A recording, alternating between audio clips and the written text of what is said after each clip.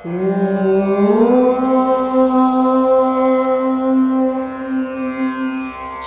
गौरी वक्त्रपद्मार्का श्रीविघ्नेशा गजानना उत्तिष्ठ सुरसम्पूज्या त्रैलोक्यं पालनं कुरु।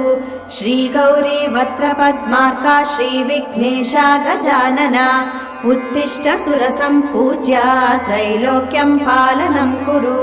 उत्तिष्ठोत्तिष्ठ हेरम्बा उत्तिष्ठ गणनायका उत्तिष्ठ करुणापूर्णा भक्तानां भाग्यदायका।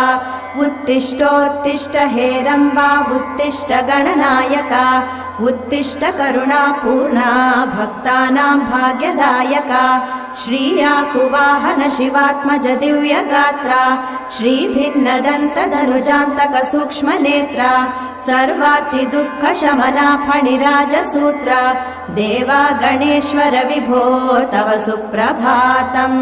श्रीयाकुवाहन शिवात्मज दिव्यगात्रा श्रीभिन्नदन्तधनुजान्तक सूक्ष्मनेत्रा सर्वार्ति दुःख शमना फणिराजसूत्रा देवा गणेश्वर विभो तव सुप्रभातम्। प्रातः स्मरामि तव मङ्गल दिव्य रूपम् सङ्कष्टनाशकममोघ सुखप्रदातम् सन्तोषदायकमनन्त वरप्रदातम् देवा गणेश्वर विभो तव सुप्रभातम्।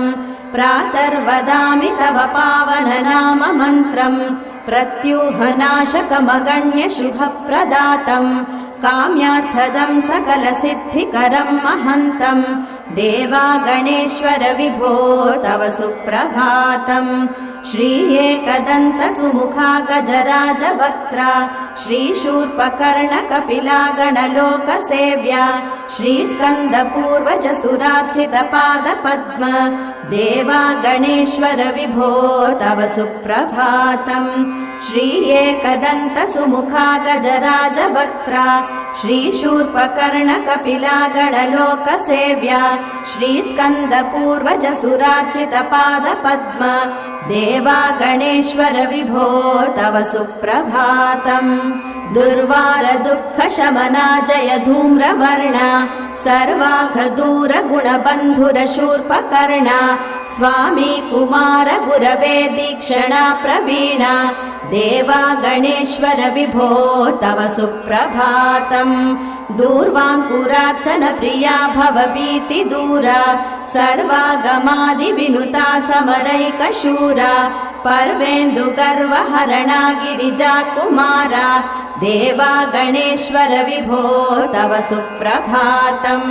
दूर्वाङ्कुरार्चन प्रिया भवभीति दूरा सर्वागमादि विनुता समरैकशूरा पर्वेन्दु गर्वहरणा गिरिजा कुमारा देवा गणेश्वर विभो तव सुप्रभातम्। जम्बूफलेष्ट शशिबिम्ब विभूष मूर्धा रम्भेक्षु प्रीत श्रुतपाल कृपा विभूषा हेरम्ब मोदक प्रिया भुवनैकपोषा देवा गणेश्वर विभो तव सुप्रभातम्। श्रीमन्मधूरु शिव मन्दिर कुड्यवासा कुम्भासि क्षेत्र सुविराजित भक्तपोषा कल्याण पट्टण विराजित बृहत् स्वरूपा देवा गणेश्वर विभो तव सुप्रभातम्। श्रीमन्मधूरु शिव मन्दिर कुड्यवासा कुम्भासि क्षेत्र सुविराजित भक्तपोषा कल्याण पट्टण विराजित बृहत् स्वरूपा देवा गणेश्वर विभो तव सुप्रभातम्।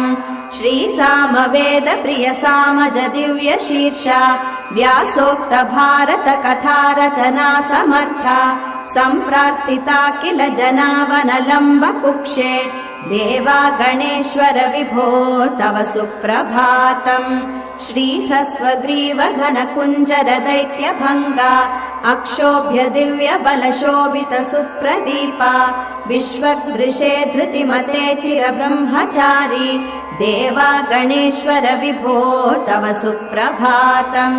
श्रीह्रस्वग्रीव घन कुञ्जर दैत्य भङ्गा अक्षोभ्य दिव्य बल शोभित सुप्रदीपा विश्वदृशे धृतिमते चिर ब्रह्मचारी देवा गणेश्वर विभो तव सुप्रभातम् हे पञ्चवक्त्र सकलामर पूजिताङ्ग्रे हे अग्रगण्य प्रथमार्चित विश्वनेता चामीकराभ शुभदेह प्रमोददाता देवा गणेश्वर विभो तव सुप्रभातम् अव्यक्तरूप सकलागम सन्नुताङ्गा जम्बूकपित्तपनस प्रिय भक्त संगा गम्भीर दिव्य निनदाश्रित शोकभङ्गा देवा गणेश्वर विभो तव सुप्रभातम् अव्यक्तरूप सकलागम सन्नुताङ्गा जम्बूकपित्तपनस प्रिय भक्त संगा गम्भीर दिव्य निनदाश्रित शोकभङ्गा देवा गणेश्वर विभो तव सुप्रभातम् विघ्नेश्वरेति शुभदेति दयामयेति सद्भक्तलोकवरदेति गजाननेति ध्यायन्ति देव तव भक्तजनाः सभक्त्या देवा गणेश्वर विभो तव सुप्रभातम् त्वद्दिव्यमङ्गलस्वरूप विलोकनार्थम् द्वारे वसन्ति तव भक्तगणाः विशुद्धाः लोकैकरक्ष श्रुतपक्ष विपक्ष शिक्षा देवा गणेश्वर विभो तव सुप्रभातम् त्वद्दिव्यमङ्गलस्वरूप विलोकनार्थम् द्वारे वसन्ति तव भक्तगणाः विशुद्धाः लोकैकरक्ष श्रुतपक्ष विपक्ष शिक्षा देवा गणेश्वर विभो तव सुप्रभातम् ब्रह्मासि त्वं जगदिदं सकलं त्वमेव धर्तासि त्वं गणपते प्रणवं त्वमेव आत्मासि त्वं त्वमसि शक्तित्रयात्मकं च देवा गणेश्वर विभो तव सुप्रभातम् ब्रह्मासि त्वं जगदिदं सकलं त्वमेव धर्तासि त्वं गणपते प्रणवं त्वमेव आत्तासि त्वं त्वमसि शक्तित्रयात्मकं च देवा गणेश्वर विभो तव सुप्रभातम् श्रीवासुदेव परिपूजित दिव्यपादा श्रीरामचन्द्र परिसेवित भव्य रूपा श्रीसाम्बमूर्ति परिप्रार्थित रोगनाशा देवा गणेश्वर विभो तव सुप्रभातम् श्रीवासुदेव परिपूजित दिव्यपादा श्रीरामचन्द्र परिसेवित भव्य रूपा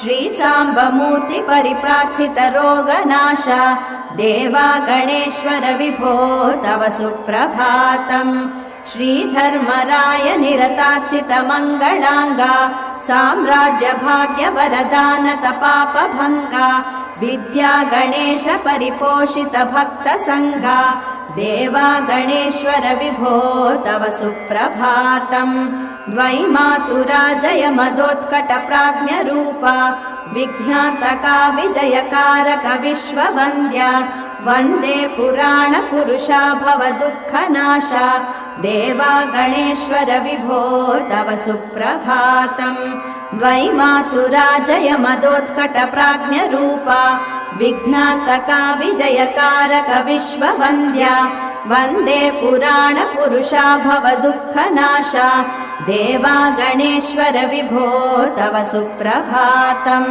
श्रीभूमिराप गगनाग्नि समीर रूपा गङ्गासुता परम पावन विष्णु प्रीता विश्वावना विमल भाव विघातनाशा देवा गणेश्वर विभो तव सुप्रभातम् विघ्नेश विघ्न जय खण्डन दिव्य दीक्षा श्री सिद्धि बुद्धि परिसेवित दिव्य मूर्ते सिन्धूर शोभित ललाट श्रुताळिपाला देवा गणेश्वर विभो तव सुप्रभातम् कौसुम्भवर्ण वसनद्वय शोभिताङ्गा विघ्नं ममापहर वाञ्छित भाग्यदाता योगीश योगमय श्री शुभ योगदाता देवा गणेश्वर विभो तव सुप्रभातम् इत्थं महागणपतेरिह सुप्रभातम् ये मानवाः प्रतिदिनं पठितुं सभक्त्या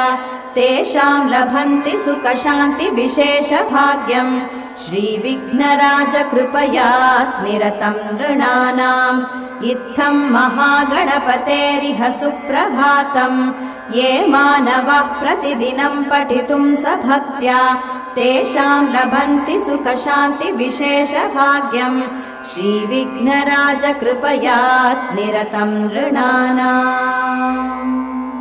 नगराजसुतात्मजनागमुखा शुभदायक देवगणप्रमुखा वरमूषकवाहन भक्तसखा वरसिद्धिविनायक पालय माम्।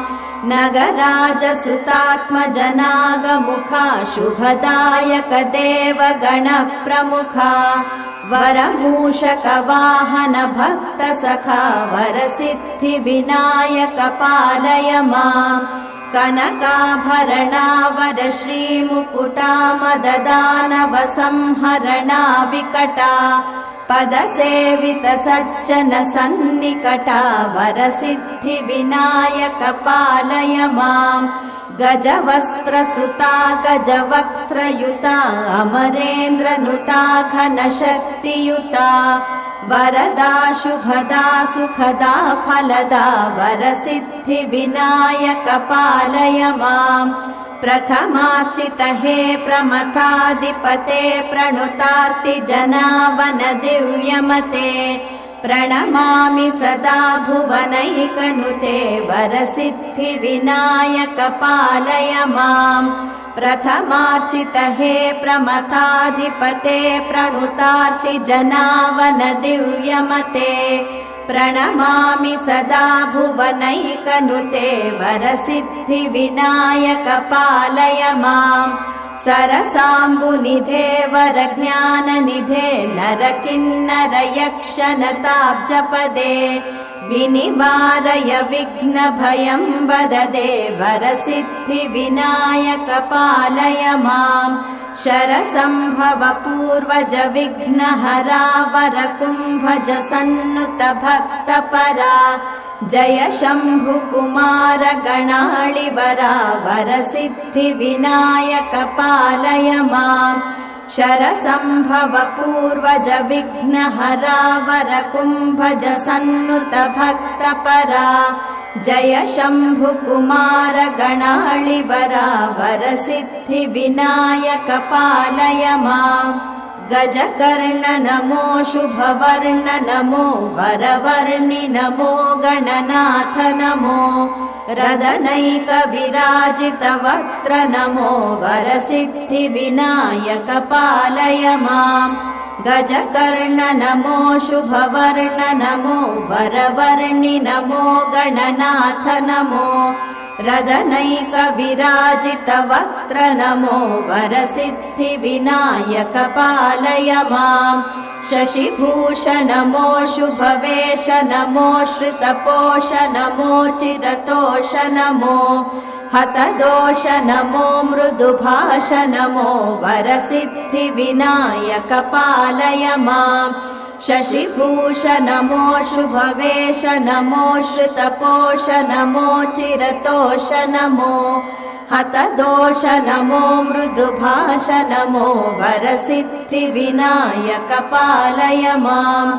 परब्रह्मरूपा महाज्ञानदीपा परेशा गणेशा सदा लोकपोषा सुरेन्द्रादिदेवैः सदा ध्येयरूपा नमस्ते नमस्ते नमस्ते गणेशा।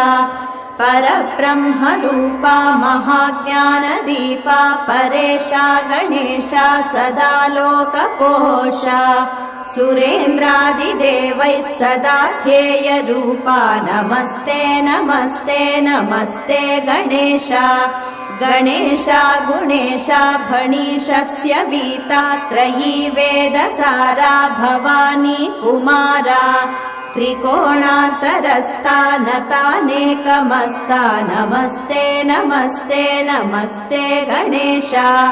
गणेशा गुणेशा फणीशस्य वीता त्रयी वेदसारा भवानी कुमारा त्रिकोणान्तरस्था नतानेकमस्ता नमस्ते नमस्ते नमस्ते गणेशा। अज्ञानिना मया दोषान् शेषान् विहितान् सदा क्षमस्वत्वं क्षमस्वत्वं गणाधीशा गणाधिपा अज्ञानिना मया दोषान् शेषान् विहितान् सदा क्षमस्वत्वं क्षमस्वत्वं गणाधीशा गणाधिपा गानज्ञानपरायणा गणपते गानाङ्गगानाम्बुधे गानश्लाघिने गानतत्त्वनिपुणा गानार्चिताङ्घ्रित्वये गानध्यानपरायणा गजमुखा गानप्रिया गानगा गानश्रवणप्रिय गानप्राणिने गणपते गानात्मका पाहि माम् गानज्ञानपरायणा गणपते गानाङ्गगानाम्बुधे गानश्लाघिने गानतत्त्वनिपुणा गानार्चिताङ्घ्रित्वये गानध्यानपरायणा गजमुखा गानप्रिया गानगा गानश्रवणप्रिय गानप्राणिने गणपते गानात्मका पाहि माम् गौरीशनन्दन गजानन गानलोला गौरप्रकाश गणनायक गौतमार्च्या गोष्ठाय गोष्ठप्रिय गोष्ठमया गणेशा ॐ गं गणेश सततं शरणं प्रपद्ये गौरीशनन्दन गजानन गानलोला गौरप्रकाश गणनायक गौतमार्च्या गोष्ठाय गोष्ठप्रिय गोष्ठमया गणेशा ॐ गं गणेश सततं शरणं प्रपद्ये ग्रन्थज्ञ ग्रन्थमय ग्रन्थप्रियान्तरङ्गा गङ्गाधरस्तुत गणाधिप गर्वनाशा गन्धानुलिप्त शुभदेह गणार्चिताङ्घ्रे ॐ गं गणेश सततं शरणं प्रपद्ये गन्धर्वसेवित पदा गणलोकपाला गन्धर्वगानश्रवणप्रिय गानशीला गन्धर्वत्राणनिपुणा गणदुःखनाशा ॐ गं गणेश सततं शरणं प्रपद्ये गन्धर्वसेवित पदा गणलोकपाला गन्धर्वगानश्रवणप्रिय गानशीला गन्धर्वत्राणनिपुणा गणदुःखनाशा ॐ गं गणेश सततं शरणं प्रपद्ये गीर्वाणभीतिहरणा ग्रहसङ्घपूज्या गीर्वाणसेवित पदाम्बुजगीतप्रीता गम्भीरनाभगणिता गमवेद्यरूपा ॐ गं गणेश सततं शरणं प्रपद्ये गौणावतार गुणचक्रचरा गणेशा गीतार्थज्ञानमय गन्तार्थस्वरूपा गम्भीरनाद गजदन्त गजासुरज्ञा ॐ गं गणेश सततं शरणं प्रपद्ये गौणावतार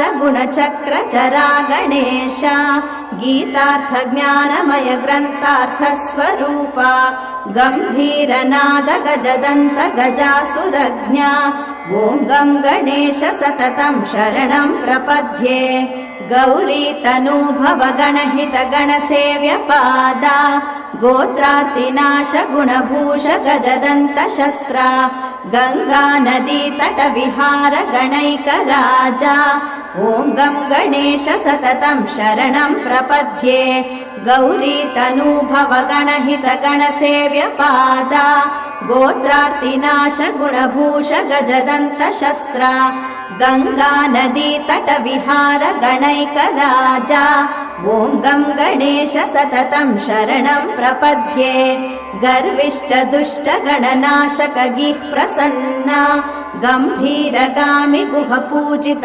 गूढगुल्फा गायन् मधुव्रतल सत्कटगण्यनामा ॐ गं गणेश सततं शरणं प्रपद्ये गर्विष्ट दुष्ट गणनाशक गिः प्रसन्ना गम्भीरगामि गुह पूजित गूढगुल्फा गायन् मधुव्रतल सत्कटगण्यनामा ॐ गं गणेश सततं शरणं प्रपद्ये गौरीस्तनन्दय गुणबान्धव गर्वहन्त्री गीतार्थतत्त्वनिपुणा गुरुपूजिताङ्घ्रे ग्रन्थादिपूजित गदाधर पूज्यमाना ॐ गं गणेश सततं शरणं प्रपद्ये गौरीस्तनन्दय गुणबान्धव गर्वहन्त्री गीतार्थतत्त्वनिपुणा गुरुपूजिताङ्घ्रे ग्रन्थादिपूजित गदाधर पूज्यमाना ॐ गं गणेश सततं शरणं प्रपद्ये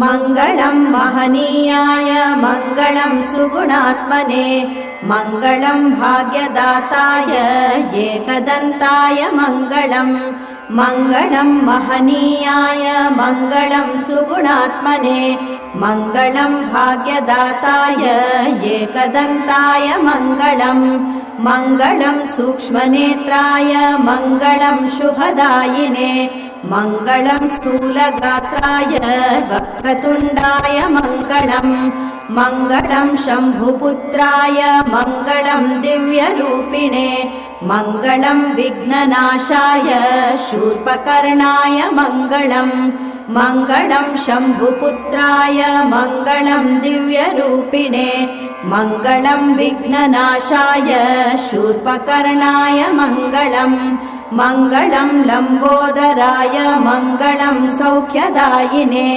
मङ्गलं ज्ञानदाताय धूम्रवर्णाय मङ्गलं मङ्गलं अग्रपूज्याय मङ्गलं मञ्जुभाषिणे मङ्गलं काम्यदाताय सुमुखायास्तु मङ्गलं मङ्गलं अग्रपूज्याय मङ्गलं मञ्जुभाषिणे मङ्गलं काम्यदाताय सुमुखायास्तु मङ्गलं मङ्गलं फालचन्द्राय मङ्गलं कपिलाय च मङ्गलं सिद्धिदाताय बुद्धिदाताय मङ्गलं मङ्गलं गणाध्यक्षाय मङ्गलं महागणपते मङ्गलं गजवक्त्राय गजकर्णाय मङ्गलं मङ्गलं विघ्नराजाय मङ्गलं हरसूनवे मङ्गलं प्रमथेशाय हेरम्बाय मङ्गलं मङ्गलं विघ्नराजाय मङ्गलं हरसूनवे मङ्गलं प्रमथेशाय हेरम्बाय मङ्गलं मङ्गलं लोकपालाय मङ्गलं शोकनाशिने मङ्गलं दिव्याङ्गाय मङ्गलं शुभमङ्गलं मङ्गलं लोकपालाय मङ्गलं शोकनाशिने मङ्गलं दिव्याङ्गाय मङ्गलं शुभमङ्गलम्।